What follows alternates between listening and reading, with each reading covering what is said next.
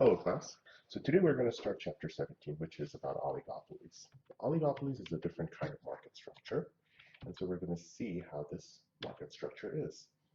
So we're going to look at what kind of outcomes are possible under oligopoly, why is it difficult for oligopoly firms to cooperate, and we're going to see some antitrust laws that fosters competition. So an oligopoly is a market structure where there's only a few sellers in the market that sell very similar or identical products. So instead of a monopoly, which is a one firm basically serving the industry, you have a few firms, like two, three, four, or five firms. So in this case, the action of one firm directly affects the actions taken by the other firm. So any price or quantity decisions made by one firm causes another firm to adjust their price and market and quantity. And to understand oligopolies better, we use the concept called game theory, which is basically how people or organizations or governments even behave in strategic situations. So here, it's like think about a chess game. Your moves are basically dependent upon how your opponent is playing. So let's look at an example. Let's say there's a cell phone company in a duopoly in small town. A duopoly is basically an oligopoly with just two firms. So small town has 140 residents. The product is the cell phone service with anytime minutes and a free phone. And this is the demand schedule. So if the price is zero, then all 140 residents of small town will get a cell phone. However, as we increase prices, the quantity decreases. So when price is 30, the quantity demanded for a cell phone with unlimited minutes is about 80 units. Let's say there are just two firms in the market, AT&T and T and Verizon. A duopoly is basically an oligopoly with two firms. Each firm's cost, just to make it simple, they have zero fixed cost and a marginal cost of $10. So each person, so if they sell one extra unit, marginal cost goes up, marginal cost is $10. Now let's look at this. All right, so this is just filling it up. So if price and quantity, that information is given, so we know the revenue. So revenue is price times quantity, and that's how we get that revenue column. The cost column is basically quantity times the marginal cost because we don't have any fixed cost. If I sell 140 units and each unit is cost is $10, then 140 units cost $1,400. If we calculate the profit, which is revenues minus total cost, so we find a different cost structure. So basically, if there was just one person operating, let's say there was just one firm instead of two firms, then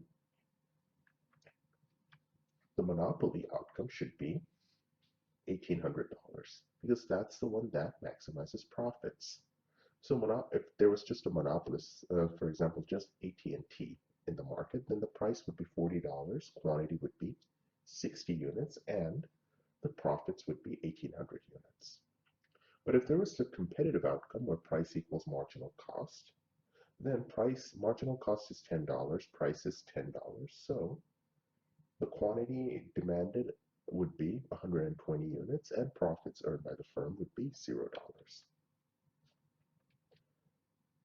So now, these are the two outcomes we have, either perfect competition or monopoly.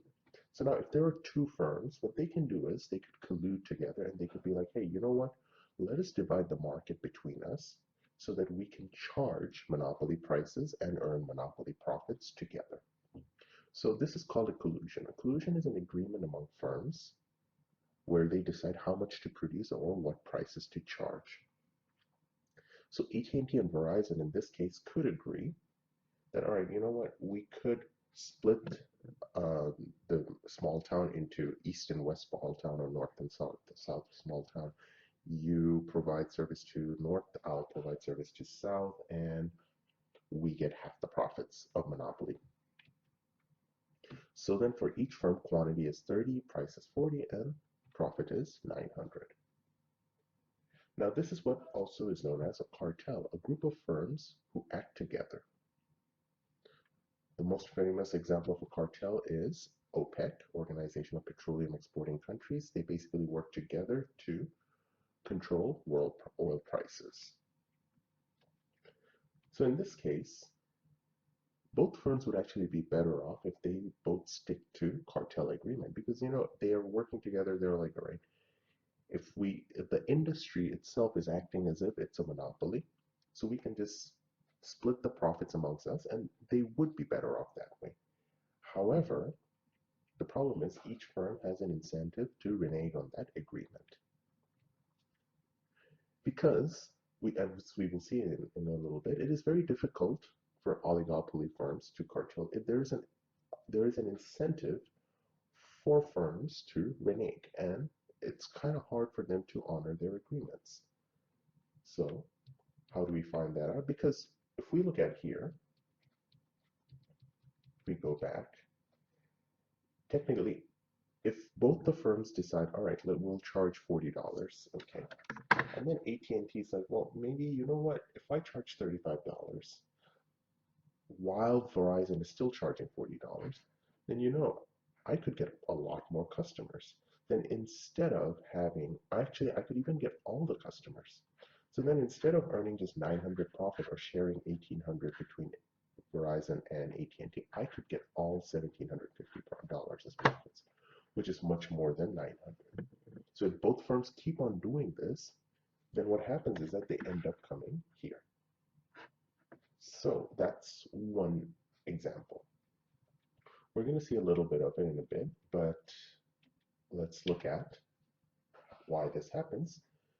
It happens because of the concept called Nash equilibrium. Nash equilibrium, this concept has been actually first figured out by John von Neumann and also Morgenstern, but a very simplified way of explaining it has been actually figured out by Nash. John Nash, who was a mathematician, he won the Nobel Prize in economics. So the equilibrium is named in honor of him. The Beautiful Mind, or A Beautiful Mind, with starring Russell Crowe, was actually about John Nash's life. So John Nash, or Nash equilibrium, is a situation where the equilibrium participants, when they interact with each other, they figure out what their best strategy is, no matter what the other person is taking. So if your best strategy is, let's say you are playing chess, if your best strategy is to move bishop, no matter what the other guy does, you will always move bishop, something like that. So in our duopoly example, let's say there is a Nash equilibrium in which each firm produces 30 units. They decided on that we're going to produce 30, as an industry, we're going to have monopoly profits. So each of us should produce 30 units. So given that Verizon produces 30 units, AT&T's best move is to produce 30 minutes. So given that AT&T produces 30 units, Verizon's best move is to produce 30 units. So in this case, what they're doing is that they might be like, all right, well, if I renege, I will earn much lower profits. So it's best for me to produce 30 units, given that the other person is also producing 30 units. However, when firms in an oligopoly individually choose production to maximize profit, so instead, if they don't collude, if they actually individually chose to provide to maximize profits, oligopoly quantity would be greater than monopoly quantity, but it would be smaller than the competitive quantity. Oligopoly prices would be greater than competitive prices, but less than monopoly prices. Now let's look at the size of the oligopoly. And of course, just like in anything, as the number of firms in the market increases, the price effect becomes smaller, and the oligopoly looks more and more like a competitive market. If you have too many actors, then it's really hard to collude amongst all of them. Because just think about it. If you have a project to finish, if there's just one person doing the project, then it's easy for you to do the work. If there are two people, then it's still easy. You can divide up the work and do it. But if you keep on increasing the number of people working on a project, it gets harder and harder to enforce. So, just like in the oligopoly, if there are many firms and they all work together in a collusion, then it's very hard to enforce all the rules. And there's always the incentive to renege and to move and charge a lower price. So the price then approaches marginal cost. And the market quantity then approaches the socially efficient quantity. So another benefit of international trade is what trade does is that it increases the number of firms competing against each other. So that increases quantity and price gets closer to marginal cost. Before, in the 1980s or 70s, the US was basically dominated by US automobiles. GM, Ford, Chrysler, and all those foreign car companies weren't so much allowed to come in. But once they started to come in, then that started bringing up competition. And at first, the US car companies took a huge blow because they didn't know how to innovate and how to adapt to the market. But eventually, they did. And now we see that, of course, car quality of US cars are much better now, and they are actually much more reliable. So game theory here, which basically is the study of equilibrium, or one of the equilibrium as we talked about, Nash equilibrium, it helps us to understand oligopoly and situations where players interact and behave strategically.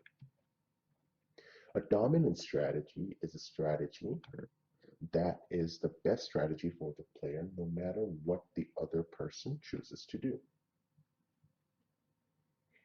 And from there, we come up with the concept called prisoner's dilemma. It's a game where if two people play their dominant strategies, they actually get a worse outcome. If there was cooperation, they would have had a better outcome, but when they try to play their dominant strategy, as we will see in an example, they get a worse outcome. So let's look at an example. Let's say the police have caught Bonnie and Clyde, two suspected bank robbers, but they don't have enough information to incriminate either of them for the longest period of time. They just have enough evidence to imprison them for only 1 year. So what the police does, and if you see any kind of police drama, they always interrogate prisoners in two separate rooms. They never interrogate all the prisoners in one room. So the police takes them in each separate room and offers them a deal. If you confess and you implicate your partner, you go free. Okay. If you do not confess, but your partner implicates you, you get 20 years in prison. So if you confess, you get to go, and your partner gets 20 years of jail. But if you don't, if you both confess, though, each gets 8 years in prison. And if neither of you confess, you both get 1 year in prison. So let's look at this. So if Clyde confesses, this is Clyde's decision, that's Bonnie's decision. If Clyde confesses and Bonnie confesses, let's say, then Bonnie gets 8 years. If Bonnie remains silent, then Bonnie gets 20 years and Clyde goes scot-free. If Clyde remains silent, so Clyde doesn't say anything, and Bonnie confesses, then Bonnie goes free. On the other hand, if Bonnie remains silent and Clyde remains silent, then Bonnie gets just 1 year in prison. So the green triangle shows Bonnie's decision. What Clyde does affects Bonnie's outcomes. Now, if Bonnie confesses, then Clyde gets 8 years if Clyde confesses too. If Clyde remains silent, then Clyde gets 20 years. Similarly, if Bonnie remains silent and Clyde remains silent, Clyde confesses, then Clyde goes scot-free. If Bonnie remains silent and Clyde remains silent, then Clyde gets 1 year and Bonnie gets 1 year too. So in this case, if you look at this situation now, confessing is the dominant strategy of both players. Why? Let's look at this. Supposing we say Clyde confesses. Bonnie doesn't know whether Clyde will confess or not. If Clyde confesses, Bonnie has two options, either remain silent or confess. If Bonnie remains silent, Bonnie gets 20 years. If Bonnie confesses, Bonnie gets 8 years. So it's better for Bonnie to confess, given that Clyde confesses. Okay, now what happens when Clyde remains silent? So let's say Clyde remains silent. Now what should Bonnie do? Well, if Bonnie remains silent, Bonnie gets 1 year. But if Bonnie actually confesses, Bonnie goes free, which is much better than spending 1 year in prison.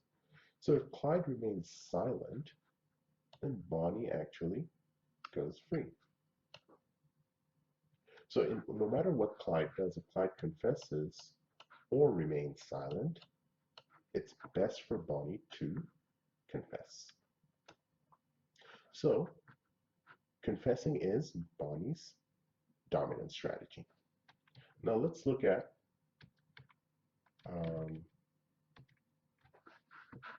what about Bonnie? Let's see if we can remove all these things. Pointer options, erase all link on slide. Now let's look at, so we found out Bonnie's decision is confess. Now let's look at Clyde. What should Clyde do? If Bonnie confesses, okay, Clyde doesn't know if Bonnie's going to confess or not. Then Clyde's also looking at it, and Clyde's like, well, I think it's better for me to confess too if Bonnie confesses, because I just get 8 years instead of spending 20 years in prison. On the other hand, if Bonnie remains silent, then same thing, Clyde is looking at whether should I actually do 1 year or I could actually go scot-free. So Clyde wants to go scot-free, doesn't want to spend 1 year in prison, so Clyde's best decision is to confess. So no matter what Bonnie does, confess or remain silent, Clyde's best decision or dominant strategy is to confess. So if both of them confesses, then this is the outcome they get. Instead of just spending 1 year in prison, since they both confessed, they both get 8 years in prison. So the Nash equilibrium is both of them confess. So in this case, Bonnie and Clyde both confess and they each get 8 years in prison. It would be better off if they both remain silent. And here's the thing, even if they agreed that before, if like one time they might have agreed that, okay, well, if we ever go to prison, we will always remain silent. We won't rat each other out. However, self-interest always takes over and it always will lead them to confess. So oligopolies are similar like that in Prisoner's Dilemma. When oligopolies form a cartel in hopes to achieving a monopoly outcome, they become players like Prisoner's Dilemma. So in our earlier example that we were talking about, AT&T and Verizon are duopolists, and they want to maximize profits, so each firm decides to serve Q equals 30 customers. So here's the payoff matrix that we get. So if both AT&T and Verizon serve 30 customers, their profits are 900. However, if AT&T decides to serve more customers by lowering prices, then AT&T's profits go up to 1,000, Verizon's go down to 750.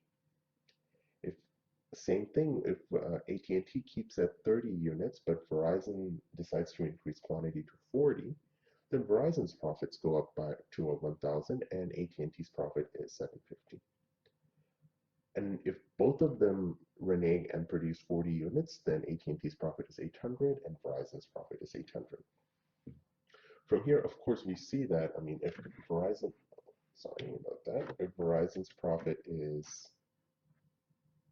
if Verizon is producing 30, it's always in the best decision for AT&T to produce 40 units. If Verizon produces 40, then of course AT&T should also produce 40. So the dominant strategy of AT&T is to produce 40 units. And same goes with Verizon. You should try that, do that at home and see if you can get it. Each firm's dominant strategy is to renege on the agreement and produce quantity at 40 units. So let's look at this one. Let's say there are two players, Delta and United. Their choice is to cut fare by 50% or leave fares alone. If both airlines cut fares, then each airline's profit is the 400 million. If neither airline cut fares, then each airline's profit is 600 million. But if one cuts its fares, then and the other doesn't, then the profit of the one that did cut its fares goes up to 800 million, and the other airline's profit is 200 million. So the next slide will show the answer, but I would like you to actually set up the payoff matrix, find out what's the Nash equilibrium, and then see if your answer matches the one that is in the next slide. Okay? So anyways, that's the answer. So why do people cooperate sometimes? Now, when the game is repeated many times, cooperation may be possible because you could punish the other player. If your rival reneges on one round, you renege in all subsequent rounds. So you basically, you're like, if you ever break the contract, I will not work with you ever again. And so in that way, they're both worse off, but that stops the other guy from breaking the contract. Or you could do a tit for tat strategy. If your rival does something in one round and you don't like it, then in the next round you do the same thing until the rival stops doing what they're doing, and you go back to the original equilibrium. Now, oligopolies are not good because they actually are they they work as monopolies and they try to collude and manipulate prices, and that's bad for us consumers. So here we say that governments can sometimes improve market outcomes. In oligopolies, production is too low and prices are too high relative to social optimal. So what policymakers do is they try to promote competition, prevent cooperation, and move oligopoly outcome more towards efficient outcome. So in the early 1900s, there were a few families that controlled some very important industries. So you had the Rockefellers controlling Standard Oil, which basically controlled all the oil production in America. You had J.P. Morgan, who basically controlled the banking industry. You had Vanderbilt, who controlled the railways and all those things. So what happened was President Teddy Roosevelt came up and he broke up those large corporations into smaller firms so that they would compete against each other. And that increased competition and it prevented firms from charging higher prices. And so consumers were benefiting. So here are some things. Sherman antitrust law, it forbade of 1890, it did forbid collusion between competitors. So because of that, Coke and Pepsi can't get together and fix prices. Then came the Clayton antitrust laws, which basically strengthened the rights of individuals damaged by anti-competitive arrangement between firms. So if firms are found guilty, then the Clayton Antitrust Act takes actions against those firms.